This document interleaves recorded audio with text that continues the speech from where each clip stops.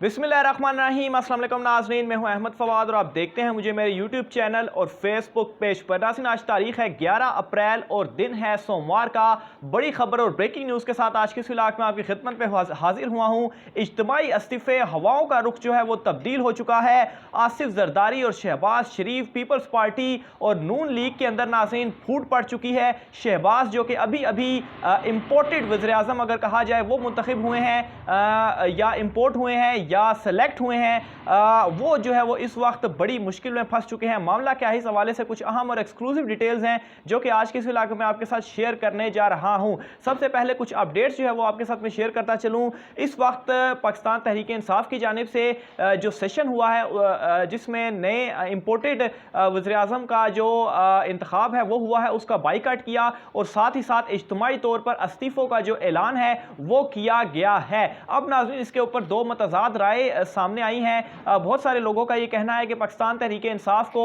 जो मैदान है वो खाली नहीं छोड़ना चाहिए, इस्तीफे नहीं देने चाहिए। और इसकी जो वजूहात वो सामने रख रहे हैं, वजूहात वो ये बता रहे हैं कि अगर वो मैदान छोड़ देंगे तो आगे जो निगरान हुकूमत का क़याम होना है, इसके अलावा बहुत सारे हुकूमत में रहते हुए जब आपके पास ओहदा जो है वो होता है या जब आप अपोजिशन करेंगे तो पार्लियामेंट के अंदर आप बेहतर तौर पर अपोजिशन भी कर सकेंगे और इनके जो मामलात हैं वो अवाम के सामने बेहतर अंदाज में भी रख सकेंगे। और साथ ही साथ नाजरीन जो पब्लिक अकाउंट्स कमेटियां और दीगर जो कमेटी होती है वो भी आपके पास आएगी, तो उस तरह से आप बेहतर अंदाज में इन्हें एक्सपोज कर सकते हैं और बहुत सारे इख्तियारात जो हैं वो आपके पास मौजूद होंगे। अगर आप इस्तीफे देते हैं, अवाम में जाते हैं, तो फिर जो है वो आपके पास कुछ भी नहीं होगा।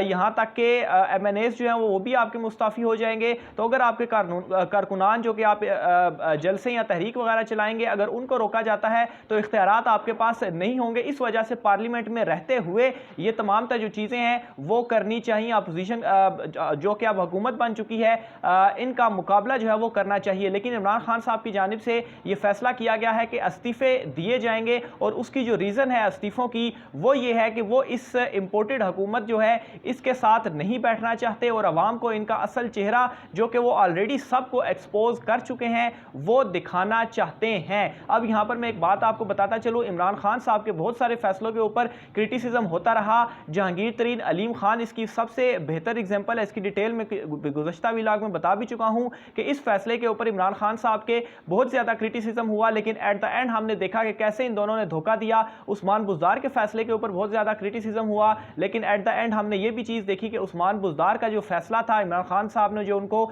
लगाया, वो किस तरह से बहुत सारे मामलात में वो दूर अंदेश साबित हुए। अलबत्ता पंजाब बड़ा सूबा था, उसमें बहुत सारी जो खामियां हैं वो मौजूद हैं, लेकिन उसके बावजूद भी इमरान खान साहब का जो फैसला था वो जहांगीर तरीन और अलीम खान के मुकाबले में ज़बरदस्त था। और अभी भी इमरान खान साहब की जानिब से ये जो फैसला किया गया है बहुत सारी चीज़ों को मद्देनजर रखते हुए किया गया है। इनमें कुछ चीज़ें अगर मैं आपको बताता चलूँ, एक तो इमरान खान साहब नए इलेक्शन चाहते हैं और वो इन दिनों में यही कुछ करेंगे। हर इतवार को वो जलसा करेंगे, लोग सड़कों पर आएंगे जिस तरह से हमने कल भी देखा, और नए इंतखाबात के लिए जो प्रेशर है वो डाला जाएगा। और मेरी इतलात के मुताबिक नाजरीन जो इंतखाबात हैं 6-7 माह के अंदर अंदर, नाजरीन हमारे सोर्सेज ये क्लेम कर रहे हैं, ख़ास तौर पर आसिफ जरदारी, और जो एक फूट की जो रीज़न है वो भी मैं आपको बताऊंगा। लेकिन नाजरीन इस वक्त जो नए इंतखाबात हैं वो होने जा रहे हैं और अर्ली इंतखाबात होंगे। कुछ डिसीजंस जो करवाए जाने थे इस इम्पोर्टेड हुकूमत से वो डिसीजंस करवाए जाएंगे और उसके बाद निगरान हुकूमत का क़याम होगा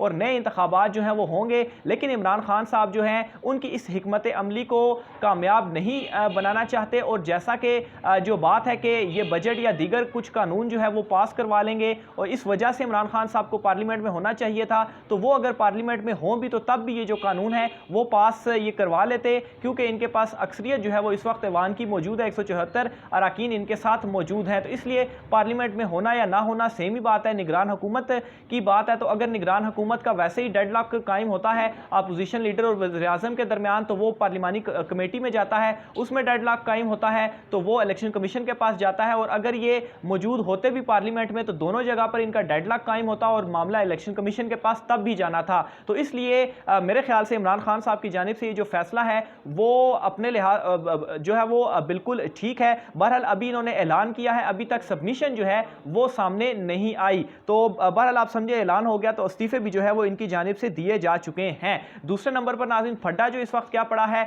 इस वक्त ये जो भानमती का कुंभा इकट्ठा हुआ है, इनके आपस के जो इख्तलाफात है, एक तरफ जिए भुट्टो और एक तरफ शेर के नारे लगते हैं, तो इनके आपस के इख्तलाफात इतने ज़्यादा हैं कि ये हुकूमत 2 माह भी नहीं चल सकती। 2 माह देख लेते हैं कि 2 माह के अंदर क्या करते हैं। बहरहाल सबसे पहली चीज़ तो वजारतों के ऊपर इनके इख्तलाफात आ चुके हैं। दूसरा सबसे बड़ा जो इख्तलाफ है वो सदर के मामले के ऊपर आ चुका है कि जो सदर है वो कौन होगा, और इस हवाले से आपस में काफ़ी जो क्लैशेस हैं वो भी सामने आ चुके हैं। अलबत्ता इस हवाले से देखते हैं कि किसी ना किसी मामले के ऊपर तो ये पहुंच जाएंगे, क्योंकि ये इंपोर्टेड हुकूमत को जिसने इकट्ठा किया इतने सारे इख्तलाफात होने के बावजूद, तो ये सारी जो वजारतें हैं ये भी लूट से लगेगी, लेकिन ये ज़्यादा देर तक कायम नहीं रहने वाली, क्योंकि ये मैंने आपको पहले भी बताया कि एक अननेचुरल सी चीज़ है। आखिर में नाज़रीन इनके जो कुछ अज़ाइम हैं जो कि ये करना चाहते हैं और बड़े ख़तरनाक इनके जो प्लान्स हैं उनमें से कुछ आपको एक्सप्लोर करता चलूँ। सबसे पहला प्लान तो ये कि जो ख़त वाला मामला है उसको लेकर ये इमरान खान साहब को काफ़ी ज़्यादा इस मामले को उछालेंगे भी और इमरान खान साहब को डीवैल्यू करने की कोशिश करेंगे, उनके खिलाफ लिखा भी जाएगा। और ये जो कंपेन है ये अभी से स्टार्ट हो भी चुकी है। असद मजीद साहब जो कि सफ़ीर थे उनको बुलाया जाएगा और इसी तरह से इन कैमरा मीटिंग होगी, उसके ऊपर ये ख़त जो लेटर है इसके ऊपर ब्रीफिंग होगी, और उसके बाद आप देखेंगे कि किस तरीके से ये जो लेटर के हवाले से इमरान खान साहब की जानिब से बयानिया क्रिएट किया गया है, इस बयानिए को ये काउंटर करने की पूरी कोशिश करेंगे। लेकिन नाजरीन ये एक इनका प्लान है। और दूसरे नंबर पर जो इनका प्लान है वो ये है कि कार्रवाइयाँ जो है वो पाकिस्तान तहरीक इंसाफ के लोगों के खिलाफ की जाएंगी, और इस हवाले से कुछ अहम तफसीलात जो हैं हमारे जो ज़राए हैं वो हमें इतलात दे भी रहे हैं। तो ये दो तो इनके प्लान हो गए। इसके अलावा नाज़रीन मज़ीद जो ये कह रहे थे कि मुल्क का दिवालिया हो गया या ये हो गया या वो हो गया, शहबाज शरीफ ने आते साथ जो पहला ऐलान किया है वो उसी तरह से जो उनके पुराने रवैये हैं, तनख्वाहें बढ़ा दो और ये अगले इलेक्शन का जिस तरीके से सोचते हैं सब्सिडीज़ दे दो, सस्ता आटा दे दो, अगर ये मुल्क का इतने ही बुरे हालात थे, अगर मुल्क के पास पैसा नहीं था तो आते साथ इतने बड़े रिलीफ जो है वो शहबाज शरीफ ने कोई अपनी जेब से तो नहीं देने थे। तो ये नाज़रीन सारा जो पाकिस्तान का इस वक्त रिजर्व जिसके ऊपर इमरान खान साहब ने जोर दिया, कलेक्शन की रिजर्व जो पाकिस्तान के इस वक्त रखे हुए हैं, ये उन रिजर्व को जो कि जब इन्होंने हुकूमत छोड़ी और रिजर्व को ऑलमोस्ट जो है वो ख़त्म कर गए, दिवालिया कर गए, मुल्क का बड़ी मुश्किलों से जो है वो हालात को स्टेबल किया गया, तो अब ये वापस उन्हीं रिजर्व का इस्तेमाल करते हुए अगले इलेक्शन का सोचते हुए कि अवाम को जल्दी से कोई चीज़ें दे दो और अगले इलेक्शन का सोचो और अगले इलेक्शन में दोबारा जो है वो इक़्तिदार में आओ। इसकी एक एग्जांपल इस तरह से मैं आपको देता चलूँ कि जो इन्होंने कर्जे भी लिए थे उन कर्जों में भी कुछ इस तरह की शराइत थी कि जो इनकी हुकूमत होगी यानी कि 2013 से 2018 के दौरान, उस हुकूमत के दौरान ये कर्जों की किस्तें थोड़ी थोड़ी देंगे, लेकिन 2018 के बाद जो किस्तें हैं वो एकदम उनमें इजाफा हो जाएगा। यानी कि अगर सादी एग्जांपल दूँ, अगर इन्होंने 10,000 का कर्जा लेता है कोई बंदा, तो 2013 से 2018 के दौरान ये हर साल 1-1 हज़ार रुपया कर्जा वापस देंगे, लेकिन 2018 से 2025 का जो 23 का जो टाइम होगा उसमें जो है वो महाना ये 5-5 हज़ार कर्जा जो है वो वापस करेंगे। तो यूं नाज़रीन इन्होंने किस तरीके से अगले हुकूमत के ऊपर दबाव डालकर दिवाली की जो कोशिश थी वो की गई, तो इस तरह की चीज़ें हुई और वो वापस अब देखने में जो है वो मिल रही हैं। इसके अलावा नाज़रीन एक और बड़ी अहम चीज़ आपको बताता चलूँ, जो मुनहरिफ अराकीन हैं, मुनहरिफ अराकीन का इस्तेमाल यानी कि उनको वोट के लिए लाया गया था वो अभी तक इनकी जानिब से नहीं किया गया, और मुनहरिफ अराकीन इस तमाम तर मामले में सबसे ज़्यादा जलील हुए हैं। इन्हीं लोगों को इस्तेमाल करते हुए इमरान खान साहब के खिलाफ जो है वो ये सारी जो कंपेन थी वो चलाई गई, और अब इन लोगों को जो टिकटों और पैसों वाला मामला तो बहुत दूर रह गया, अब ये बहुत ज़्यादा जलील होने वाले हैं अवाम के अंदर भी। तो ये नाज़रीन आज का व्लॉग था। अपनी राय का इज़हार कमेंट बॉक्स में लाजमी कीजिएगा कि इस तमाम तर सूरत हाल को आप जो है वो किस तरीके से देखते हैं, कमेंट बॉक्स में लिखिएगा, और ख़ास तौर पर इस इंपोर्टेड PM को आप किस तरह से देखते हैं। आज के व्लॉग से इतना ही, मुझे इजाज़त दीजिए। अल्लाह हाफिज़।